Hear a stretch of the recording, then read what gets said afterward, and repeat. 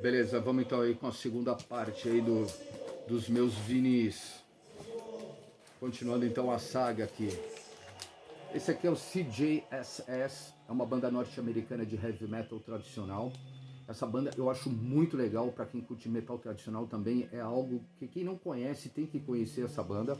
Essa banda é do guitarrista David T. Chastain, né? T. Chastain, não sei qual é a pronúncia correta, mas é um disco de heavy metal muito bem feito, muito trabalhado. Apesar de ser a banda de um guitarrista, ela não é voltada somente às guitarras, como foram os discos do Yngwie Malmsteen, por exemplo. Muito pelo contrário, é uma banda muito homogênea, né? No contexto geral, é uma banda de heavy metal tradicional mesmo, não voltado somente a guitarras, mas com todo o conjunto se sobressaindo, o que é muito legal. Esse álbum chama Praise of Steel. Eu me lembro que quando eu assinei a Rock Brigade, quando eu renovei a minha assinatura da Brigade, porque eu assino a Brigade, assinava, né, a Rock Brigade desde 1986, depois eu vou mostrar a minha coleção das Rock Brigades que eu tenho aqui dos anos 80, né, quando era ainda fanzine até se tornar revista. Mas eu me lembro quando eu renovei, mas isso já foi no final dos anos 80 ou no início dos anos 90, a Rock Brigade estava dando para quem renovava a assinatura ou quem estava assinando esse álbum aqui e o Altars of Madness do Morbid Angel. E eu lembro que eu ganhei esse álbum então da Brigade na renovação da minha assinatura. Disco muito legal, fica a dica aí para quem não conhece, correr atrás, porque é muito foda. Continuando então aqui, vamos para a letra D. Esse é o DRI, uma das minhas bandas favoritas, banda de crossover, né? Norte-americana, banda que fazia um heavy metal com hardcore e o punk rock. Esse disco aqui ainda é da fase bem punk deles, né? Punk rock puro, ainda não havia aquela mistura com o heavy metal, mas é um disco excelente, sensacional, trocentas músicas aqui, que as músicas são extremamente curtas, né? Muito rápidas. Temos música aqui de 56 segundos, músicas de 19 segundos, que era muito comum na época as bandas punks e hardcore fazer sons assim, músicas rápidas, começar e já acabava. Eu achava do caralho. Esse disco aqui eu tinha em fita cassete, como muitos que eu tenho aqui. Na época eu só conseguia em fita cassete, porque os discos não saíam aqui no Brasil. Então, para a gente ter um som assim, lembrando, obviamente, não existia internet, não existia nada, né? A gente, se quisesse conseguir um som, alguém tinha que ter o álbum ou uma fita e gravar para você. E ainda assim você tinha que ser merecedor daquilo ali, né, cara? Porque não era qualquer um para qualquer um que as pessoas gravavam as fitas, né, cara? Você tinha que ser um headbanger realmente para conseguir. Velhos tempos, eu vivi isso intensamente. E o Joe Ryan, então, é uma das minhas bandas favoritas, foi uma das bandas também favoritas do Dave Lombardo, na época, baterista do Slayer. Era muito comum ver o Lombardo, na época, com a camisa do Joe Ryan, que também levou bastante aí o nome da banda, né, para outras pessoas.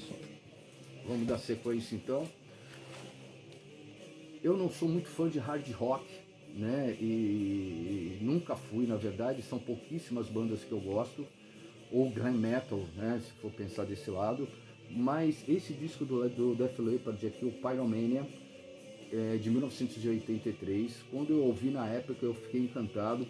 Tem uma música nesse álbum que chama Fooling, que passava exaustivamente assim nos programas de videoclipes nas TVs abertas brasileiras. Na época era muito comum ter programas de todos os canais, praticamente tinham programas de música onde passavam-se videoclipes, e todos eles tinham um espacinho destinado ao heavy metal, né? E Fooling, uma música aqui desse álbum do Def Leppard, tocava assim muito, e eu fiquei de cara com o videoclipe e tal, me apaixonei pela música. Na época esse disco saiu no Brasil e eu acabei comprando também. E é um disco também que não tem música ruim. É um disco que já foi feito mais para o mercado norte-americano. A banda, apesar da banda ser inglesa, os seus primeiros álbuns eram mais crus, mais voltados mesmo para o heavy metal. Depois eles balançaram um pouco, tentaram atingir o mercado americano, né? Entraram na grande mídia, enfim, começaram a tocar em rádio, foram esculachados na época, né?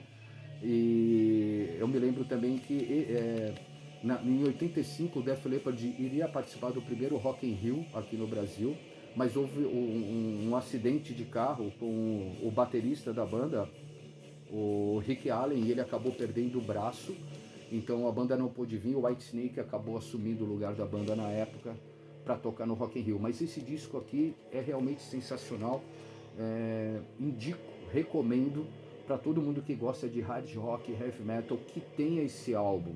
É realmente fantástico, é outro daqueles álbuns que não tem música ruim, é clássico em cima de clássico. Continuando então com a letra D. Cara, esse disco aqui pra mim tem muita história, muita história.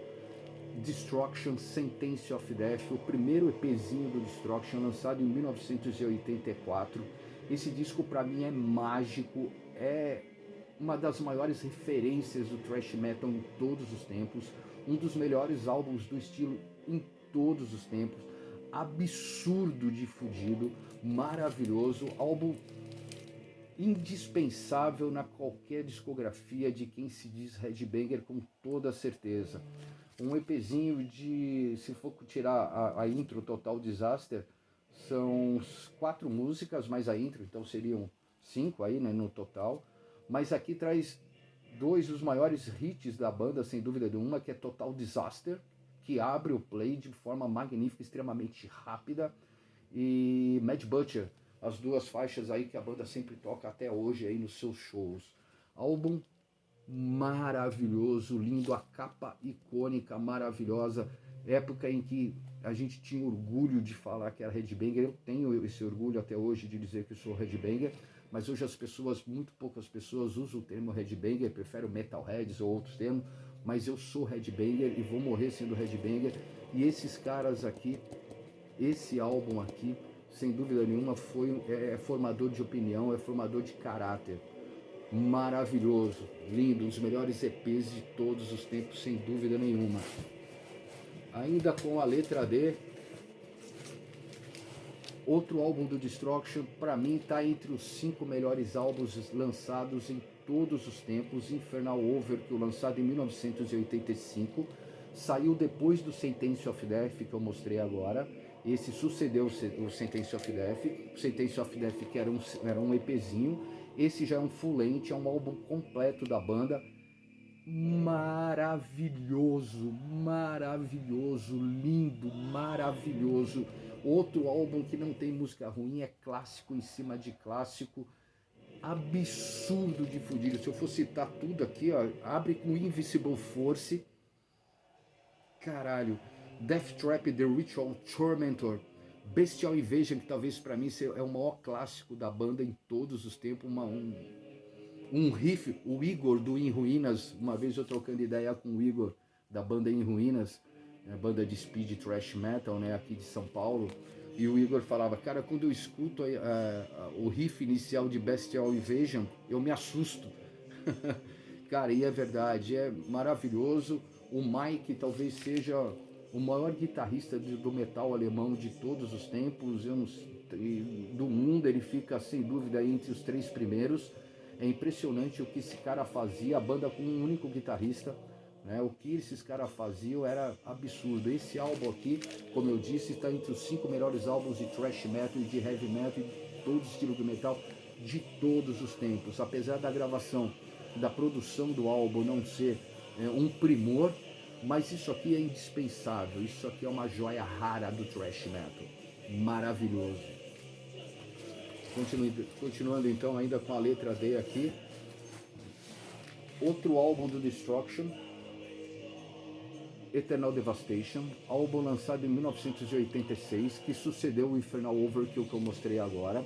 Esse álbum aqui os caras já mostravam, algumas pessoas chamam de evolução, eu não sei se eu chamaria de evolução, mas os caras mudaram um pouco todo o contexto que eles vinham fazendo desde o Sentence of Death, a começar pelas letras das músicas. Eles abandonaram um pouco o ocultismo, o satanismo, que era muito comum nos anos 80 das bandas de thrash, né, principalmente de death metal, e passaram a falar mais sobre o cotidiano, sobre a realidade do mundo, né? Mas o trabalho de guitarras, o estilo da banda permaneceu intacto.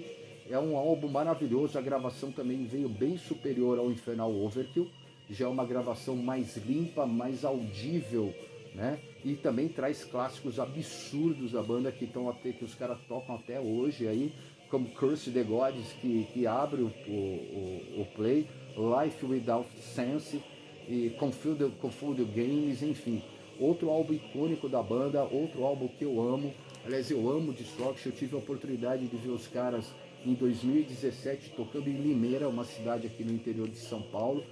Vi o show assim, colado no palco, e pude ver o Monstro Mike tocando. É absurdo, o que esse cara toca é absurdo. Álbum indispensável, outro dos meus álbuns favoritos. Continuando então aqui com a letra D. Cara, isso aqui pra mim é mágico, isso aqui pra mim é fantástico. Dark Angel, We Have Arrived, o primeiro álbum do Dark Angel com Don Doff nos vocais, pra mim.